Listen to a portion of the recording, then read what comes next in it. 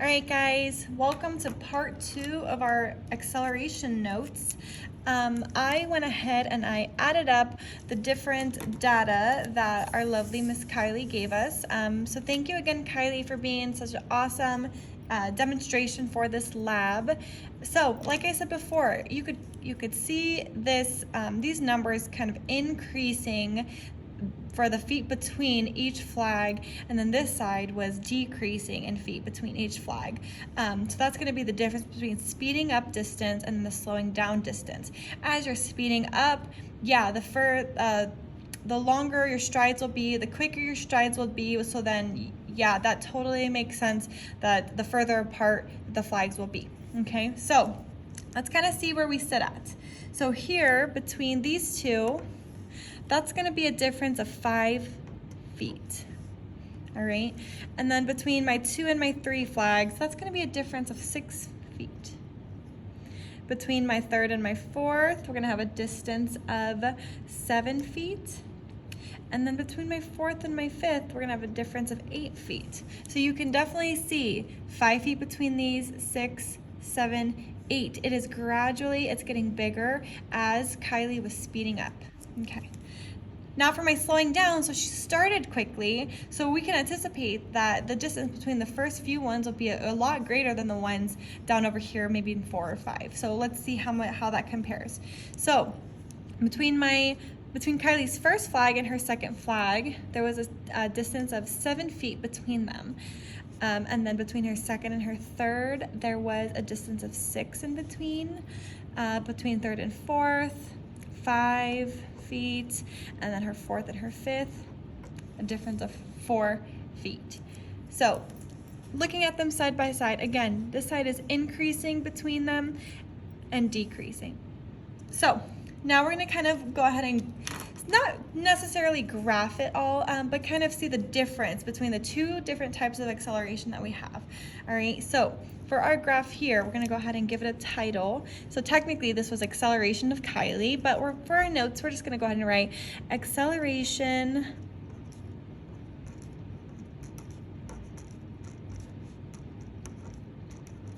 of Walker. All right, perfect. So, like always, on our y, we have our distance, and we're just kind of looking at both distances together. So we're just going to go ahead and give it just one. So distance on my y, and then we measured our distance in feet. Oops, there we go. All right, and then on my x, of course, we've got our seconds, which is our time. So here I'm going to add both of them. Great. All right, so you're going to be seeing two different kinds of curves on your graph if you are looking at a graph that has acceleration data on it. So the first one that you're going to see is going to be kind of curved like this, and it curves kind of out. All right, this is your slowing down, right? Slowing down, which also means that this is going to be my negative acceleration. My negative acceleration. Another one that you will see, so you kind of see it's going to go, you know, kind of going. That's going to slowly start to just taper off there a little bit. They're going to kind of see one that looks like this. All right, started kind of low, now it's going up. This is going to be your speeding up.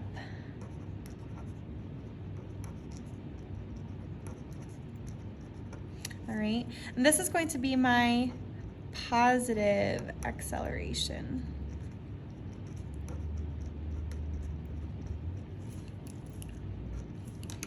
So my curve up and over, it's gonna be slowing down, negative acceleration, and then we're gonna be doing kind of underneath and up. It's gonna be speeding up with my positive acceleration.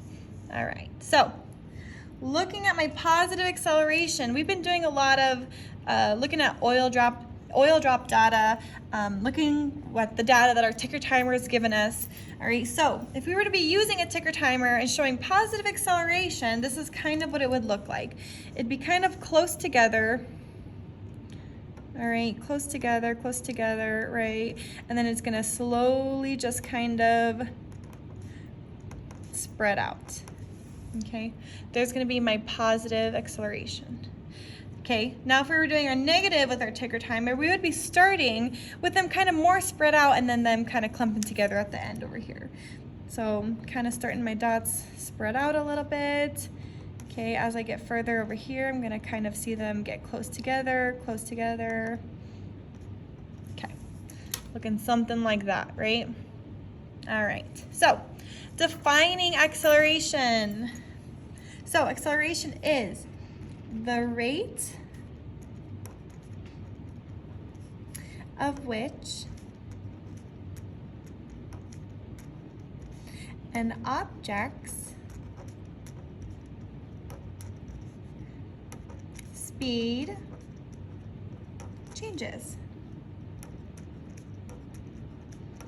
Okay, so sometimes people think of acceleration as just going faster, right? Going from slow to fast, all right? It's really any rate that the object speed changes. So just like how this one went from smaller distances to greater distances, and then from greater to smaller, these are both different types of acceleration because they're both the changes in speed.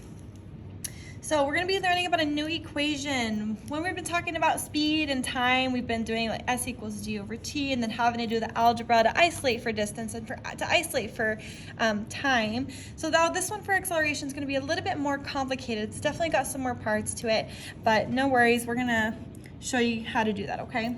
So my acceleration formula is going to be A equals SF, which is my final speed, minus my SI, which is going to be my initial speed.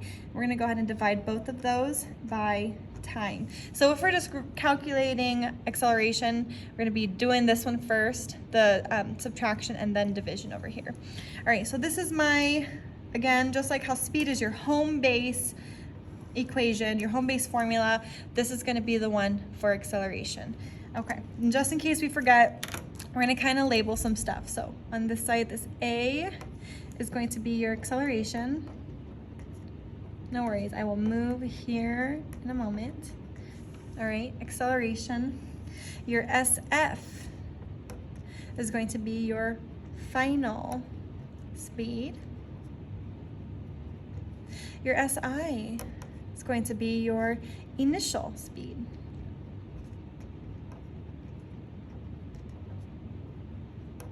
Okay, go ahead and get all that down real quick, and then we all know T, super easy one, that's going to be our time, right? Okay, so just like my speed equation, my acceleration equation, we can kind of, again, isolate different variables that we want to solve for. So let's see, we're gonna do one where we're gonna have to be isolating T. So let's put solve for time. So it's gonna kind of look like this one over here. So our first step, we gotta write out our original one like normal. A equals SF minus SI divided by T. Now again, we don't like fractions over here. We're gonna get rid of the denominator by multiplying T because that's its inverse operation. So these two cancel out. Now I have T times A equals SF minus SI. So we're gonna go ahead and write that down, and as our second step, making sure that we don't get confused with all these different marks. I'm gonna go ahead and rewrite it here. And now to isolate for T, we're gonna go ahead and divide it both sides by A.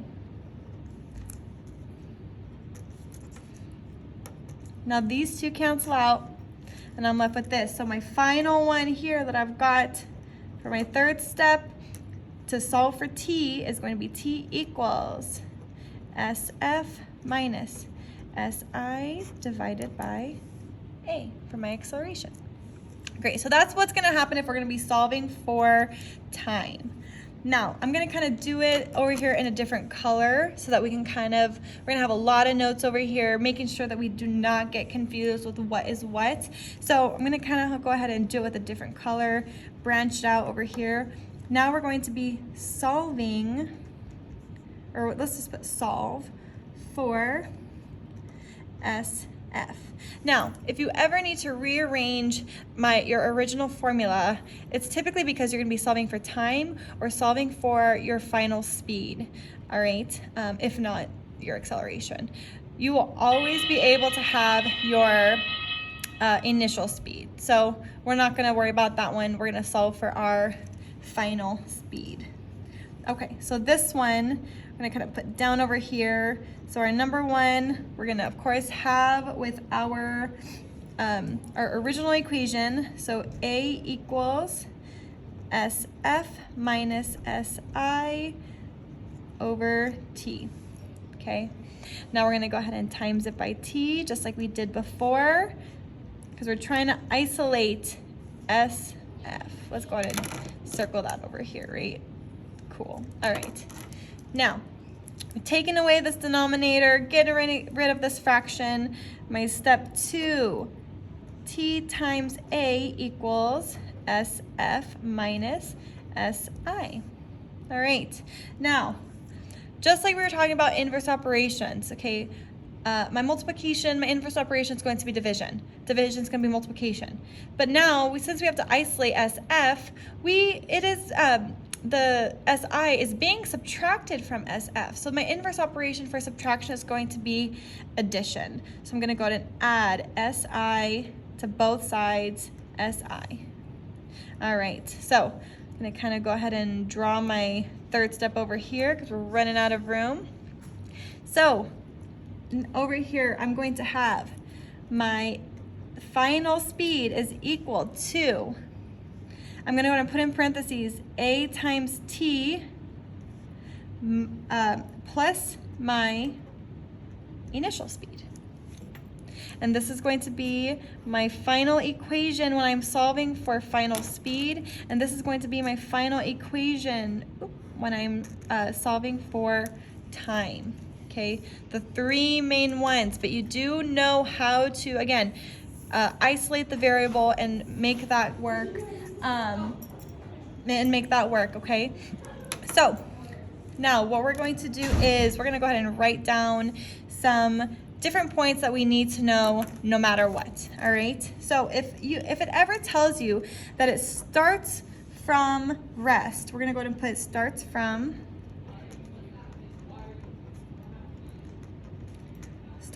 rest, which means, like I said, like your car is not started yet. Your car's not started yet. You're there waiting for it to warm up in the morning. I don't even know. You're not driving yet. So we're gonna go ahead and put 0m/s. So if it ever tells you your vehicle, your bike starts from rest or starts from a resting point, this is what it means. It's gonna be 0m/s.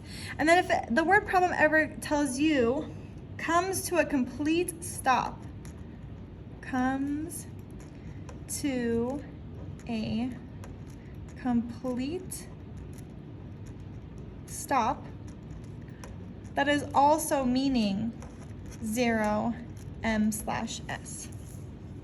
Okay, a lot of stuff to write down. I'm gonna go ahead and leave this here real quick while I go lock my door. I'm having some students trying to walk in. Give me one quick second.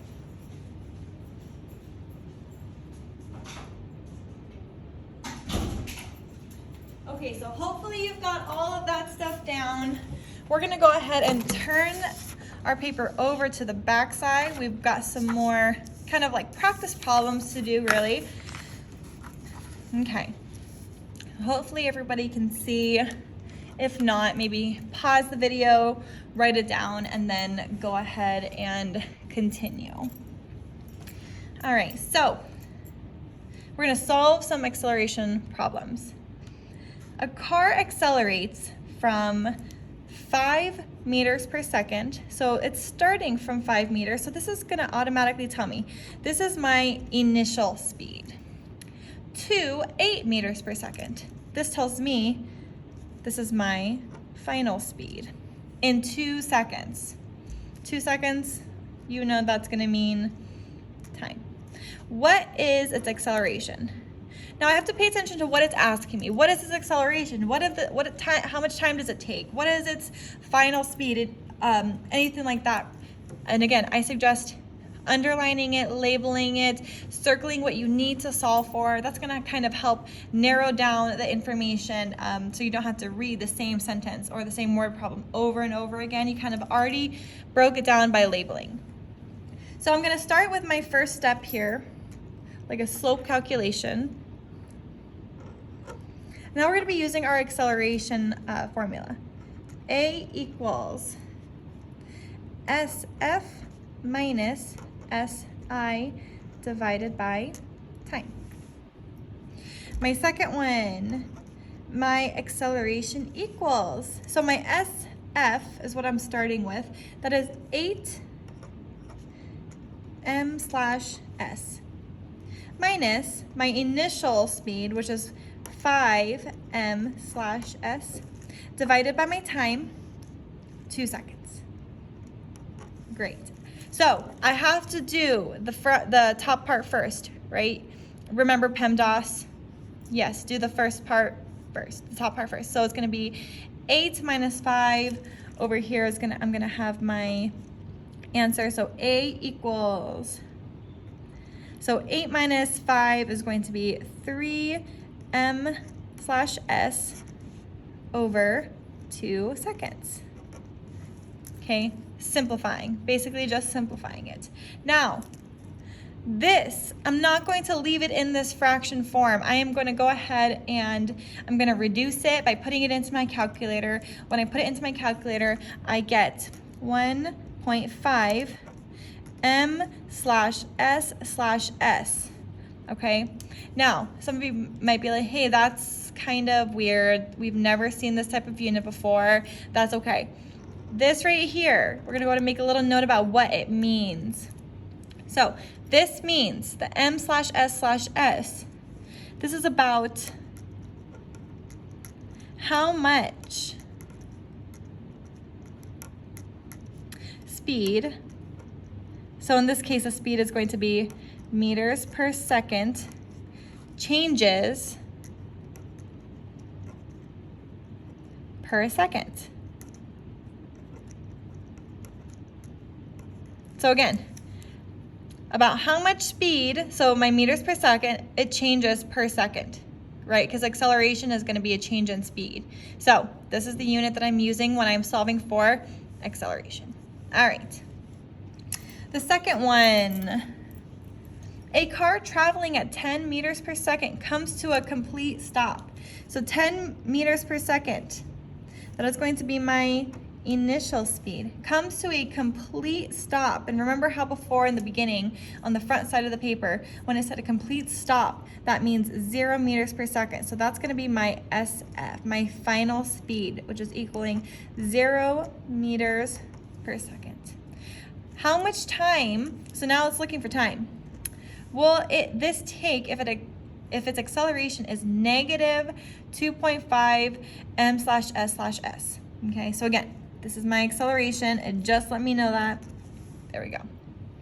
So, just like we've been doing with speed equals d over t, we gotta rearrange it. We gotta do the same thing with acceleration, just like we did on the front. If you're not quite sure how to do that, go ahead and flip back over to the front page, kind of maybe see how I went from one formula to another one. But I'm gonna go ahead and show you how to do it here again, because if we get these type of word problems, you will be expected to rearrange the formula to be isolating whatever it is you're solving for. Okay, so in this case, it's gonna be time. So I'm starting over here with my acceleration formula. A equals SF minus SI divided by T, the one I know.